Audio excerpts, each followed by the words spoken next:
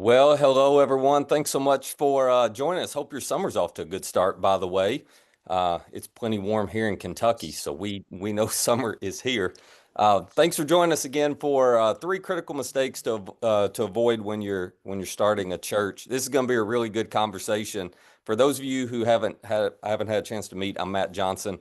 I'm the pastor of Journey Church in Murray, Kentucky. We started this church back in 2005, and I'm also part of the ICN Church Planner Coaching Program, and we'll talk more about that in a minute. But we coach church planners for 3 years to help them launch and then get off to a really healthy start. But you're in for a big treat today because I got my friend, my buddy, Jen Williams with us from Ashley Ridge in Summerville, South Carolina. Hey, Jen, how are you? I am good, Matt, and I'm with you on that. It's summer and it is hot. All kinds of hot down here, but super excited to be on here today. Oh, yeah, thrilled to have you. And I want you to tell everybody in just a second a little bit about you and Ashley Ridge and what it was like starting that church. But I'm going to give them a little context because Jen's right in the middle of a pivotal moment here. She's just a couple months away from opening the first permanent facility you guys have had. Like us, you've been portable, set up and tear down. You were for a long time. So that's Yeah. fun. That's also nerve-wracking. So for you to take a little bit of your time and give it to us, I know how busy you are. So thanks for doing that. Hey, tell us a little bit about you and Ashley Ridge. Fill everybody in on the story of how this church got started. Yeah, absolutely. No, super thrilled to be here. We started Ashley Ridge Church 16 years ago. So July 1st of 2009, planting a church became my full-time gig. And we launched weekly services in January of 2010. So as Matt said, we are in the middle of a pivotal moment. We're moving into a building, but we have been a portable church for 15 and a half years. And we're not talking about that today, but I've got tons of portable church knowledge for all the planners out there. We put in our time, and that's been a great thing. But we are in Summerville, South Carolina, and I was working at a pretty big traditional mainline denominational church here in the area, and got invited to explore church planting, something I never imagined. Totally captured my heart and imagination. Realized God had been putting pieces in place a long time before I saw them. And when the opportunity to plant a church to reach new people opened up, I was all in. And fortunately, I have a husband who was all in. And when I called him and said, "This is crazy, but I think I'm supposed to plant a church," and I don't even know if he asked any more questions, he was like, "Sounds great, I'm in." So he has his own full-time job and is an amazing volunteer and a huge integral part of what we do. But he is a financial advisor, and together we have two boys who are 16 and 13.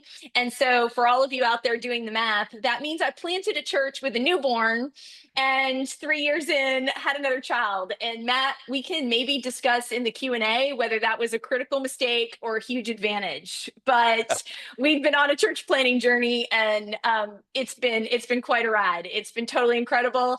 I would do it again, but I don't have to, so I'm just going to keep doing this. That's right. You know, we've swapped a lot of stories. We both have been set up and tear down or were for about 16 years, and we just got in a building 3 years ago. I feel like there's a special badge in heaven or something we're going to get for that. That's a long time, but it's some invaluable years. I mean, we look back on those, we Yes. cherish them. I know you do too. We're going to talk for a few Hmm. minutes about mistakes to avoid. And Jen, for those of you who are watching, Jen and I've had enough of these conversations. Between us, we've got a lot of mistake stories we can swap, and we've learned a lot of lessons the hard way. But you get through them, don't you, Jen? So Yes. as we were talking about this, we were like, you can't really narrow it down to three mistakes. So Jen has created categories or buckets of mistakes that we're going to talk about, which I think will be really helpful. Let's start with the first one, and this is one that we see a lot, Jen. It's the financial mistakes that tend to happen. Walk us through some of the things you learned and some of the things they should avoid when it comes to the finances when you're starting a new church. Yeah, financials huge. And the things that I put in this category, when I look back and I think about critical mistakes, now I hear them and I go, that was so obvious. And at the time, I just didn't have any idea. And so the first thing I would say is the biggest financial critical mistake we made was not raising enough money up front. And I know there's no amount that feels right. I don't even think there's a magic number. Um, but we launched, like, I started doing this in July and we launched by January, and that was not a lot of lead time. We didn't have a lot of financial backing. We were part of a denomination, but there wasn't a lot of money at the time. But there wasn't a lot of money coming there. And it really set up what I think became the next mistake that tied in with it, which is the not starting with margin. When you're Mm. planting a church, it all feels vision centered and necessary, and you only have a handful of people and you're using it. I mean, we had pro forma budgets in our early days that were like, this is the pro forma budget for the next 2 weeks. And then, and then we got to we've got one for next month. And eventually we got to a year out.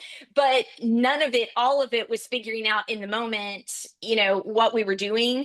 And I feel like, there's guys out there like Chris Hodges and Mark Batterson that talk all the time now about that 90% principle of, just 90% of your giving the year before, you make margin the next year.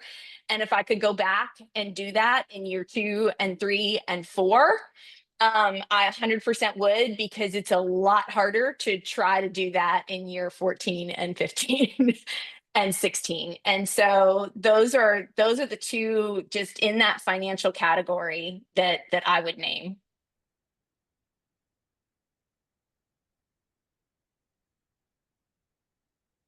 Oh no, frozen. I'm back. I'm back. Okay, You good. there? I'm back now too. Yeah, I don't know what happened, but we're good.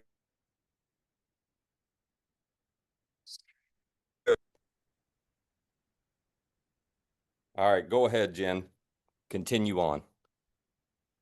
No, I don't know. Sorry, I don't know where we froze, but You were talking I about was it's a lot easier to set that principle and that practice up of having margin the 90% in the first few years in right. year 14. That's a big shift Yes. when you are used to doing it the other way. Yeah, and it plays into so many of the other categories that we'll get to. And so just that, starting early and going, I know we don't have enough. We're never going to have enough, but also our biggest opportunity to start with margin is at the beginning. No, that's really good. One of the things that I tell church planners is I say you have to recognize you're an optimist. Like none of us would start a church unless we were optimists. If we So actually true. knew how hard it was going to be, I don't know that we would do it. So because of that, what you said is so important, because I think as optimists we're like, oh God, the money's going to be there. Like we'll have plenty of money, and to your point, you got to do a lot of work on the front end. That's why we tell planners you need at least a year to plan and ramp up, because you gotta raise enough money. And we coach them to Mhm. have, try to have 50% of your first year budget committed or in the bank before you ever launch. Because Ooh, I otherwise, wish you had coached me. well, and that's hard to get to, right? Yeah, yeah. But boy, you sleep different and you can lead different if you've got a group of people who have committed to give you that amount of money, and okay, we've just got to reach enough people to get the other half of the first year. That's very different than going week to week. And we both have been week to week because neither one of us followed our own advice we know now. So we know how hard that is. That's good. Any other thoughts on the financial front? Just that in order to create that margin, again, now that I can look back at it and go, how would we have done that if we had known that and worked on that differently? And it would have been as much as I understood the principle of be so selective, you can't do everything when you start, you have to really narrow your priorities. I would narrow them even further. And I'll just give you a really quick illustration. Our very first Sunday that we launched, it was January of 2010. It was the same week a massive earthquake hit Haiti. And it was a really, really big deal, and everybody wanted to be part of it. And so we were just, flying high, heading into launch week, and got up there on the first Sunday and told everybody that 100% of what they gave that day was going to go to earthquake relief in Haiti. And I don't think I regret that decision. And at the same time, that was by far the biggest offering we had in our first 6 months. and and we sent it all there. And so again, knowing that we were also doing something hugely missional, and our ability to be around for a long time to provide aid to places, I would look back now and go, we could have done something significant, but also been really focused on these are money and funds and things that we need for very specific things right now, so that we can build that out later. Yeah, that's great. That is a tension that we all feel um, as we're navigating through figuring that out, and just I think having some of those conversations on the front end, and to your point, having some principles that help drive your decisions are important. All right, let's go to Mhm. another category. Let's talk about uh, an issue that none of us deal with: people pleasing. All right, what are some mistakes that can happen because of people pleasing tendencies? Yeah. And like you said, church leaders don't know anything about that. There's nothing in us that wants to make people happy.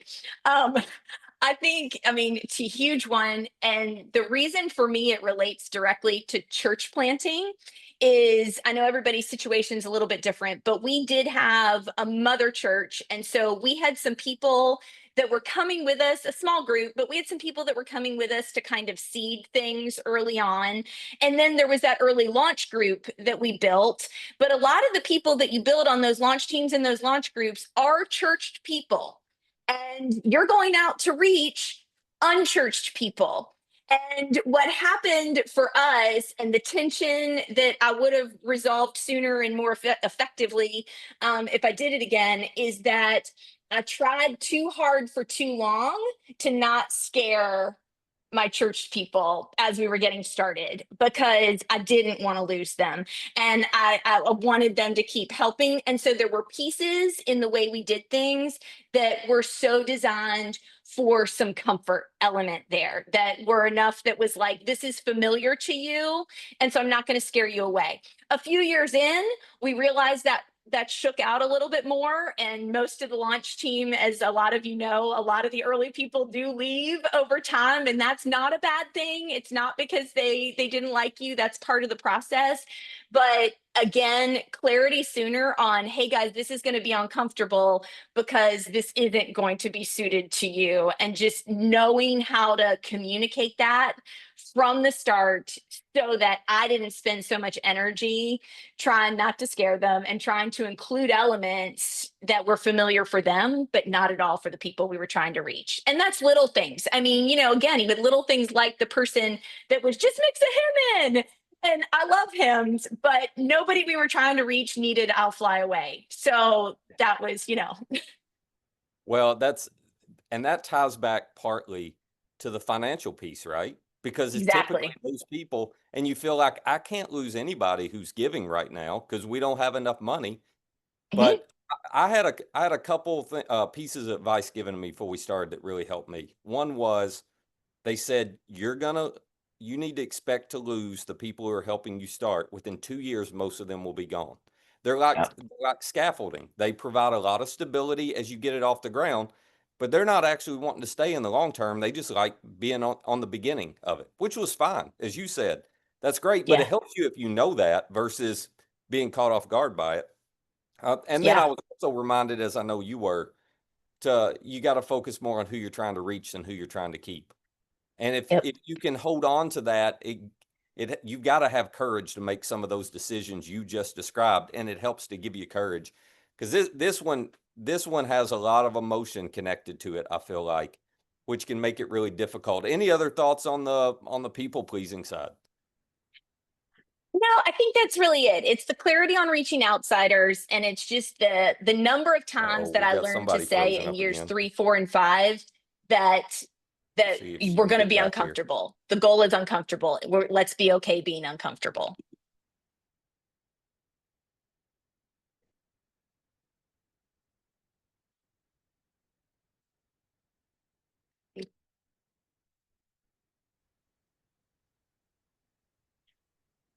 Oh, there you are. You back Freezing now? up again. Sorry, I It's think so. okay. I don't know So what. it's okay. Somerville, South Carolina internet or Murray, That's Kentucky what I was internet. like. I don't. Yeah, We were all good. that's okay. Go ahead. Let's jump back in. Any other thoughts on the people pleasing mistakes? Just getting really comfortable with telling people we're going to be uncomfortable, that the goal is discomfort. And I think learning to say that, and as you said, even the courage to say that to some of the people that you quite frankly still need their dollars. But if they're not clear anyway, it ultimately isn't worth the payoff, because you've got to establish early, we're trying to reach the people no one else is reaching, which means we need to do the things that no one else is doing. Oh, that's good. Okay, let's talk about the most uncomfortable one, which you said, hey, I want to talk about some mistakes that center around us personally and what's going on internally with us. I can't imagine we bring baggage to this, Jen, but let's assume we do for a minute. Talk through a couple things we need to be aware of with ourselves when we look in the mirror.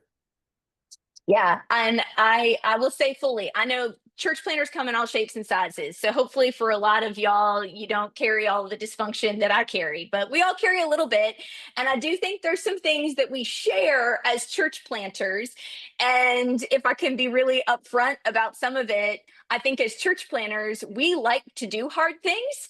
And so there's a little bit of martyr syndrome with a touch of masochism that I think is embedded in all of us. And one of the things I remember early on is going to conferences, talking to other church planters, and hearing people say, "No, this is actually really hard."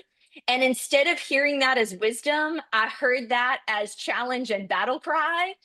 And what that did in my brain is that it made me think, number one, that the hard stuff wasn't going to apply to me. That maybe I was going to be the exception to some of the rules and not take those things seriously. And I think the other thing that it did to me is I definitely led lonely for too long at the beginning. And again, I think it's because, as church planters, you're ready to go reach new people and you're ready to chart new territory and you feel called out into the wilderness or out into the middle of things. And you charge toward all the people that you're trying to reach, and you forget the fact that you really need some people in your camp. And but you just think, I've got this, and you're so focused there that you can bypass building the really healthy system around you. And I remember a few years into our journey, someone put the book Ego is the Enemy by Ryan Holiday into my hands. And I think that one's priceless and worth reading again and again, just to really understand what is it in me that is going to be too quick to people please, too quick to charge ahead. Like understanding all of these is really good, like God-given things that are helping me in this planting moment, but that could also be my Achilles heel if I don't understand that I'm going to be, my tendency, like you said earlier, Matt, is going to be too much of an optimist, to charge too far, too fast, and to not pay really good attention to the people around me that go, no, there are some things you need to be prepared for, and they do actually apply to you. You That's don't really understand any of that, Matt, right? That's just me. That's just me. Yeah, that lands really close to home. We might have made some of those mistakes too. I want you to drill down on that, and I'll say this: I think the internet's freezing on my end, so you just keep talking because everybody can hear you. If I freeze, I'll come back eventually. But and if you guys have questions for Jen based on any of this she's sharing, drop them in the chat because we'll take a minute to do Q&A here in just a second. I want you to drill down a little more. I want to ask it this way: let's say that you were able to hit a button and start over again. Because in a way, Jen, I know you're like me. You're about to move into your first facility, and as we both have done this, we've thought about it as if we were relaunching a church, right? It's a new Yeah. season, so we get a unique opportunity to take these mistakes and lessons we've learned and try to do better the second time over. So I want you to tell folks, if you were starting over when it comes to this idea of loneliness and overcharging and all of that, like what are some practical things you would do differently? What would you be looking for? How would you try to build a community around you? What's that going to look like for you, you think? Okay, this is my totally honest answer, and I need everyone who's listening in here to know that Matt didn't prompt me with this ahead of time, nor is he paying me to say Oh, this. But Matt helps lead the ICN church planting cohort and coaching group, and that is exactly what I would go do differently. Not it doesn't have to be that one, but I would find a strong, solid, like-minded church planting network to connect with. I was coming out of a mainline that doesn't have a big history of planting churches, and there was not a lot there, and I didn't go looking for it. And and I'll own this one too. I mean, there aren't many female church planters, and 16 years ago I couldn't find any, and that was an excuse, and that's on me, because again, there's too much ego in that. So if I could go back and do it again, I would make sure I had people. And because I'll tell you what you just said is so true. I'm back in this season where we're launching a new building, and it feels a lot like some of those early days of church planting and getting something off the ground. And the thing that has made all the difference in the world is that I can call Matt Johnson and go, what happened to y'all in this? I'm part of a call group of other pastors, a couple of them in Wisconsin and other places, who have opened buildings in the last few years, and my ability to call and say, what do I need to know right now? What am I not seeing? What do I not even know to ask, has been absolutely instrumental to my stability, and knowing that I don't have to invent the wheel. Like, we're doing something new here. We can be on the cutting edge and still do it together. And the irony in all of this, Matt, is that our church's mantra is better together. And so life is better together has been plastered over everything for 14 years. 2 years into this, there's a reason that God was like, yes, hello, you're not meant to do life alone. And so that would really be key, is having other people who've done it, and then other people in general to ask you the good questions, the hard questions, and not assume, hey, I've got it, let's charge the hill. Well, that's been a game changer over the last few years for both of us. I know it has. And the more we've had that, I feel like the more effective we've both been as we've compared notes at being able to lead, at being able to reach people. It's two different worlds when you're doing it in isolation and when you're doing it with a coach and in community. So I agree with you 100% on that. Um, Yeah. any uh, any bonus thoughts, any extra thoughts you have? Because I know you had a big long list. Anything else you want to mention in terms of stuff we should pay attention to? Again, I think there's so many, there's plenty of things we did right, but so many mistakes. If there's another big category that maybe we can get into more in the Q&A, it is staffing. And again, you're doing so much on your own early on. You're trying to figure out what you've got money for and what you don't have money for. And I think the big one, and I've heard this from a lot of other planters too, is there's a mistake that happens early on where you hire specialists before you hire generalists. Like, you go, I need someone doing the music, and so I'm going to hire this great musician. Or, I need someone for kids ministry, so I'm going to hire this person who's really great with kids. And while those are such critical areas where you're going, these are necessary environments and things that have to happen. What can happen too quickly is you've hired specialists, and in those early days, you really need people that are just good at going and good at seeing things and really understand that part of the job description that says anything that's needed. And so I think that's a big one of it, any way you can work in and look for those personalities that aren't exactly like yours. That's the other one. You need the people that have the strengths that you don't, but also generalists before specialists. Yeah, I'll add, and this is related, Jen. I see a lot of church planters, and I did this some too. We hired doers and not leaders. So, because you're just looking for somebody to get something done, right? But what you Yeah. actually need is you need a leader who can build a team of people to get something done.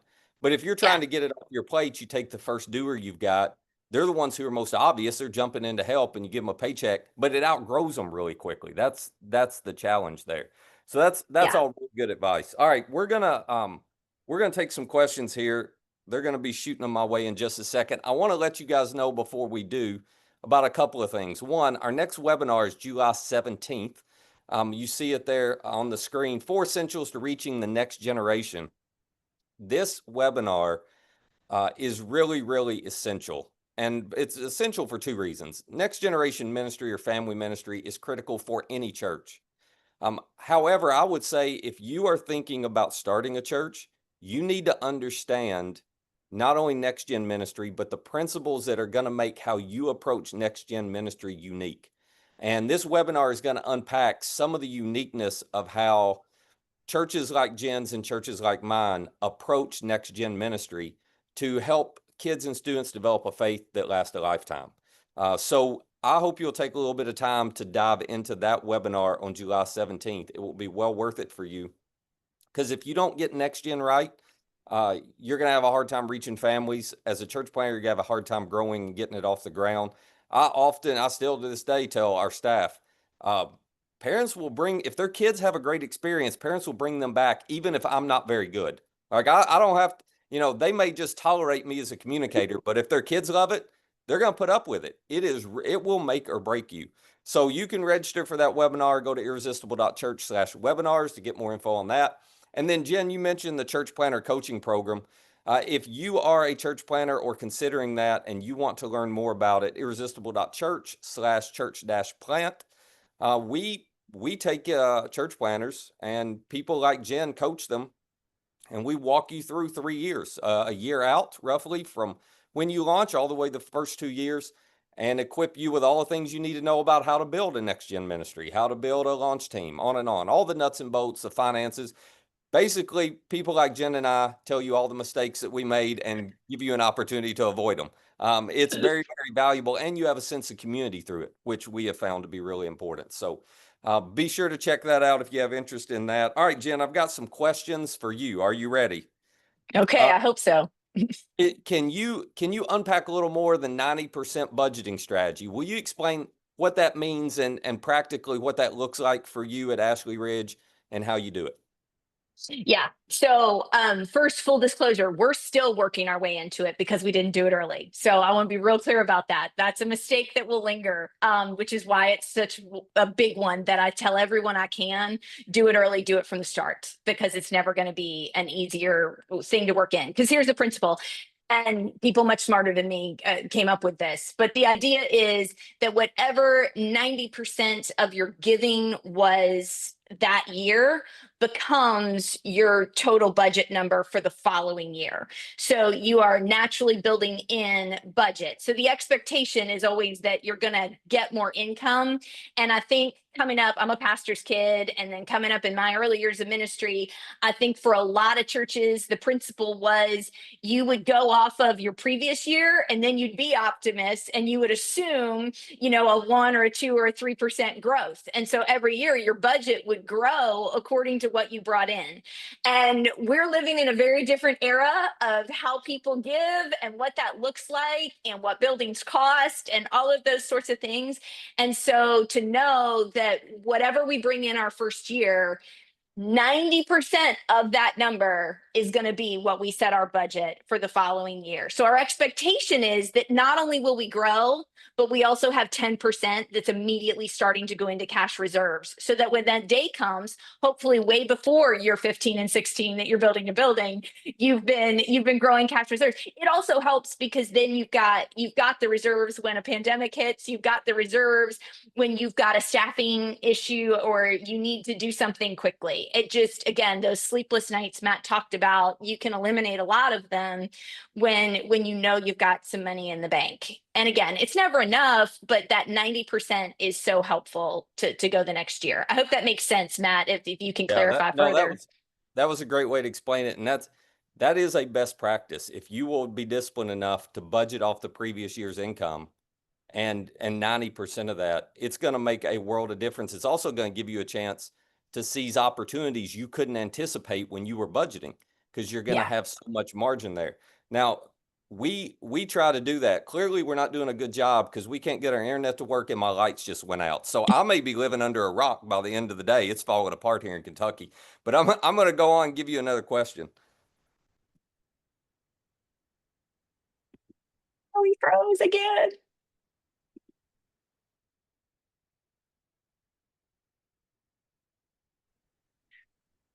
Hey, you got me? Yep, there you are. Listen, we've tried to budget and keep margin, but apparently we can't afford internet or lights. The lights have it's falling apart in Kentucky, guys. I'm sorry. Hey, I got one more question for you. What surprised you in a good way as you look back on planting? What we talked about all the mistakes, but talk about some of the things you look back on now and go, man, that was worth it. Yeah. Here's one that's really personal. I won't say much on this, but just from a really personal standpoint, I think I was concerned early on because I had such a young family. Again, I had a newborn, and then a few years in, we had another one.